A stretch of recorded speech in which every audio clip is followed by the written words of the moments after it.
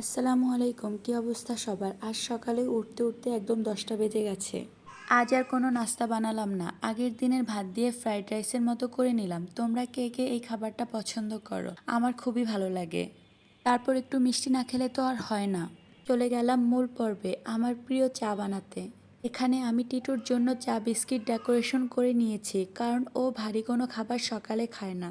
Voice দেওয়ার সময় কিছু কিছু জায়গায় আমার বেবির সাউন্ড চলে এসেছে, আপনারা সেটা ইগনোর করবেন। তো আজ দুপুরের মেনু ছিল তেলাপিয়া মাছ ভুনা এবং আমড়া চচ্চড়ি। আমড়া ভুনা আমার হাজব্যান্ডের খুবই পছন্দের খাবার। ও অনেক টক খাবার খেতে পারে, বাট আমি একদমই পারি না, আর আমার একদমই পছন্দের না। তারপরও ওর সাথে থাকতে থাকতে অনেক খাবারই খেতে হয়। মাঝে মাঝে ওর অপ্রিয় অনেক খাবারই খেতে হয়, যেহেতু আমার অনেক পছন্দের। দুপুরের খাবার শেষে একদম রেস্ট নিয়ে বিকালে চলে আসলাম নাস্তা বানাতে।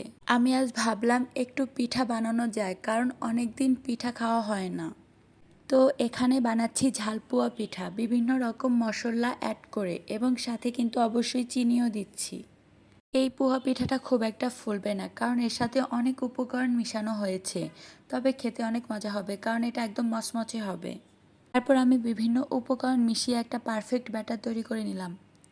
আপনাদের সাথে পোয়া পিঠার রেসিপিটা একদিন শেয়ার করব। একদম শেষে অ্যাড করছি কাঁচামরিচ কুচি এবং ধনিয়া পাতা কুচি, কারণে ভালো একটা টেস্ট আসবে। এখানে আমি কালকের জন্য কিছু কাজ গুছিয়ে নিচ্ছি। কাল আমি ভাবলাম একটু ফ্রাইড রাইস রান্না করব। যেহেতু সকালে আমার অনেক কাজ থাকে, বাবুকে খাওয়ানো, গোসল করানো, ঘুম পাড়ানো, সো আমার হাতে সময় একদম কম থাকে রান্নাবান্নার জন্য। দুই দিক সামলানো খুবই প্যারা হয়ে যায়, তাই আমি আগের দিন রাতে কিছু কাজ গুছিয়ে নিই। কাটাকাটি এবং গুছানো থাকলে দিনে সহজেই রান্নাবান্না করা যায়।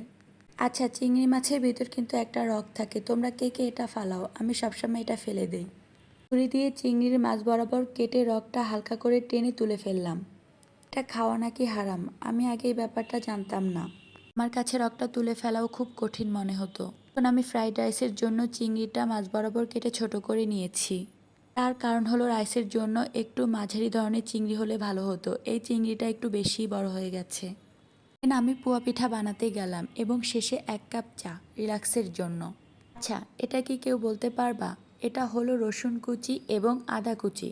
আমি এগুলো ওভেনের লো টেম্পারেচারে রেখে একদম কড়কড়ে করে শুকিয়ে নিব, যাতে একদম মিহি গুঁড়া করে নিতে পারি। ভিন্ন রান্নায় আদা গুঁড়া এবং রসুন গুঁড়া ইউজ করলে রান্নার টেস্ট কিন্তু অনেক গুণে বেড়ে যায়। ঝরঝরে রাইসের জন্য আগের দিন সিদ্ধ করে রাইস ফ্রিজে রেখে দিলাম।